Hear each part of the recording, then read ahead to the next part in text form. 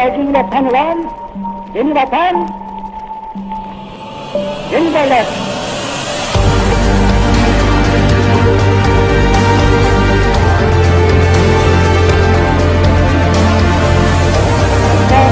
Bunları yaşamak için arasız sorunlar.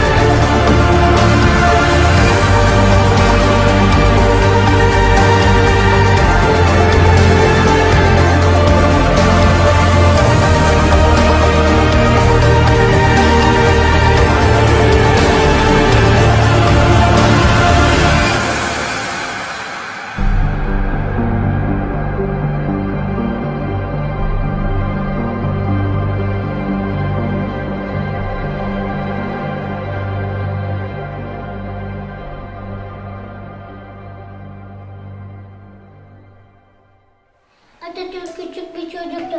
Annesinin ismi Zübeyde Hanım, babasının ismi Ayza Bey, kardeşinin ismi Makbule Hanım.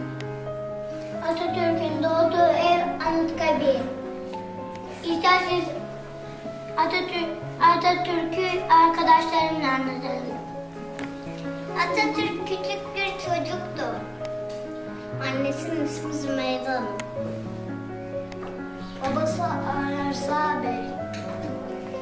O çok başarılı bir öğrenciydi. Ve öğrenmeye çok değerli. Okuldaki arkadaşlarını da çok sevdi. Yaşta babasını kaybetti.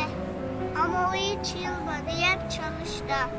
Ülkesini çok sevdi. Ülkesindeki insanları da çok sevdi. O çok büyük bir askerdi. Çok zor savaşlarda galip çıktı. Arkadaşları şehit düştü. Kendisine yaralı. Ama o ülkesi için her şey yapmaya hazırdı. O milletini çok sevdi. Ülkesine Cumhuriyeti armağan etti. Bize de 23 Nisan'ı verdi. Çocuğu yaktı. Ama çocukları çok sevdi. Biz onu çok seviyoruz. Onu çok özledim. Ben de onu çok özledim. Atatürk'üm, seni çok ama çok seviyorum. Bugün Cumhuriyetimizin 10. yılını doldurduğu en büyük bayramdır. Kutlu olsun. Bu anda büyük Türk milletinin bir ferdi olarak bu kutlu güne kavuşmanın en derin sevinci ve heyecanı içindeyim. Ne mutlu Türk'üm diyene.